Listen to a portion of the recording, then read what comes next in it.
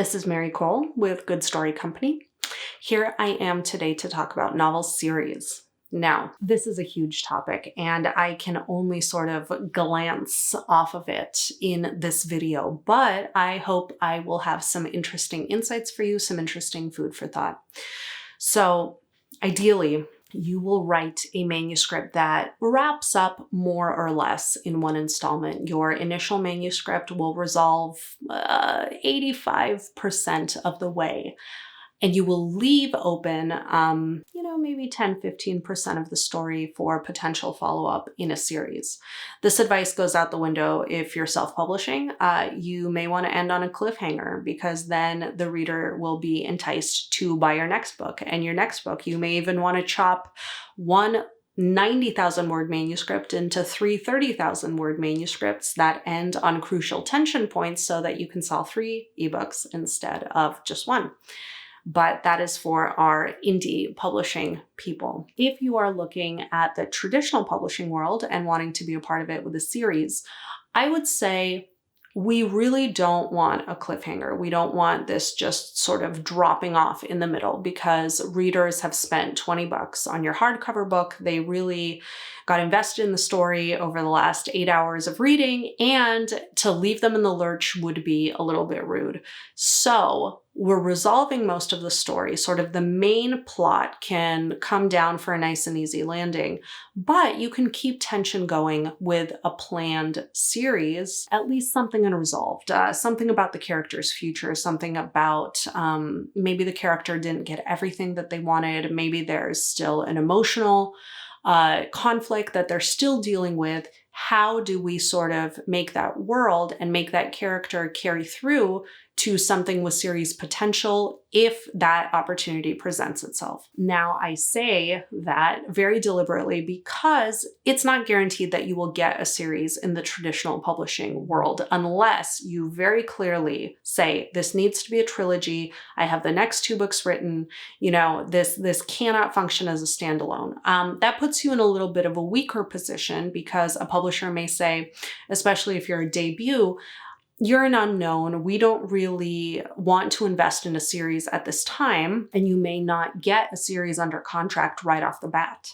You would be in a power position if you sold 1 book on a 1-book contract, and then the publisher came to you and said, this is selling like hotcakes. We have all sorts of reader engagement and people are demanding a series. We want to buy a series from you, turn it into a series. Then you're in a power position because the publisher is asking you for more books rather than you begging the publisher to give you a duology, give you a trilogy, because you require that to finish out your series. So I maintain that the strongest position that you could be in is having a story with series potential that could wrap up or could continue into a series. So think about that when you're sort of planning when to end and whether or not you could see the story continuing for more books. Now, how do we continue a story into a series? This is a huge question and is entirely dependent on the story that you have, the characters you have, the kind of world building you've done, the plot you have.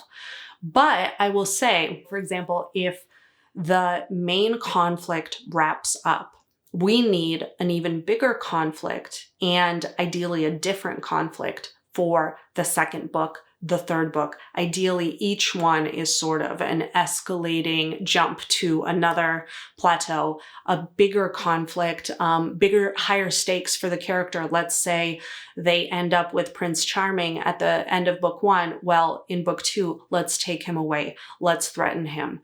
If they end up saving the world, maybe something comes along that's bigger and worse that threatens the world in the second book. If they repair society, society falls apart. Or if society is falling apart in the first book, maybe a new regime can come and, tantalize society, but there's a huge dark side to it in book 2. So I like reversals for series. If something ends one way, subvert it or change it or turn it on its ear for the sequel. If the character gets something that they want, find a way to either sacrifice it or to turn it into something that they didn't want in the first place for the second book. You want to be careful though about changing the type of book that it is. So for example, in The Hunger Games, obviously really went well. So she was able to pull this off. But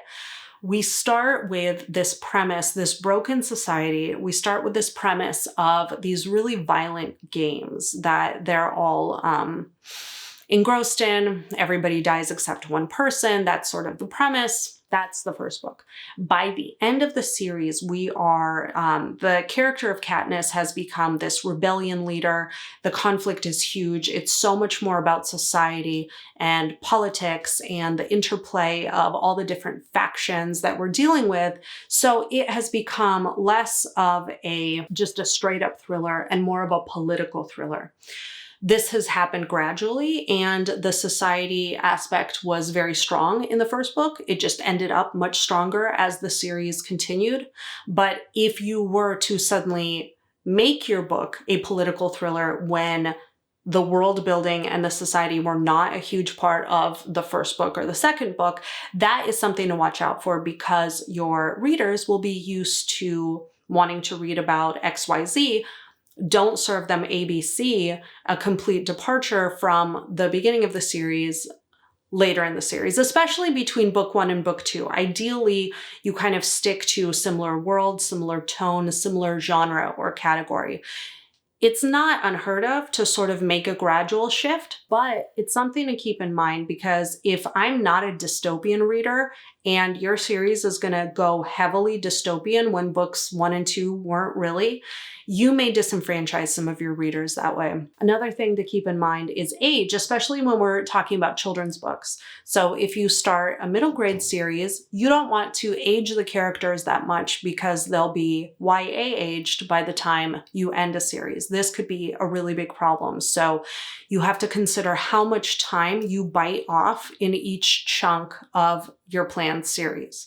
That's something that you can easily get ahead of via outlining it. Another thing that I would consider about a series is how dark you want to get, the tone. Now, Harry Potter, of course, is the example of starting off in middle grade, a lighter tone, you end up YA, darker, YA, or even adult, because the characters are adults at the very end. Again, we could do this because it was Harry Potter, but if you're planning a series, I would say keep the characters aged in the same category if you're writing children's books. Keep it all middle grade, keep it all YA, so that you can avoid some of the potential problems of jumping from one audience to another. Keep it all in the same category.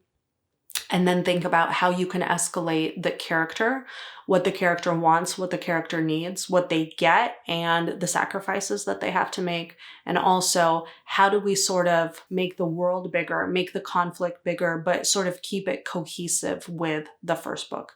Usually we hear that the first book was so good and then the series sort of fell off the map and readers don't like it as much.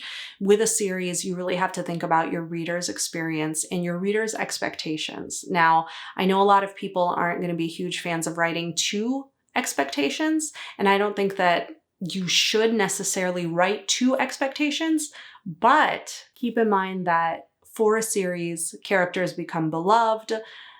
Readers naturally gain expectations the longer they spend with your series and with your characters. So that's just something to keep in mind. Is this going to be a natural extension of the first story, of the second story, of the third story, or is it going to be a big departure? And if there is a big departure, there needs to be a really, really strong reason for making it. Food for thought on novel series from Mary Cole and Good Story Company. Here's to a good story.